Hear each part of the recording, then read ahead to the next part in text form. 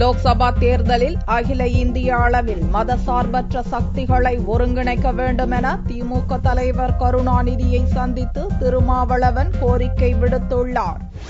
காங்கிரஸ் மற்றும் பாரதிய ஜனதா கட்சிகளுடன் திமுக கூட்டணி அமைக்காது என்று அக்கட்சியின் பொதுக்குழு கூட்டத்தில் கருணாநிதி அறிவித்ததை வரவேற்கும் விதமாக விடுதலை சிறுத்தை கட்சித் தலைவர் திருமாவளவன் சனிக்கிழமையன்று கோபாலபுரத்தில் கருணாநிதியை சந்தித்து பேசினார். பின்னர் செய்தியாளர்களிடம் பேசிய திருமாவளவன் அகில இந்திய அளவில் மாநில கட்சிகள் வலுப்பெற்றுள்ளதாகவும் லோக்சபா தேர்தலில் அகில இந்திய அளவில் மதசார்பற்ற சக்திகளை ஒருங்கிணைக்க வேண்டும் என இந்த சந்திப்பின் போது கருணாநிதியிடம் தான் வலியுறுத்தியதாகவும் தெரிவித்தார்.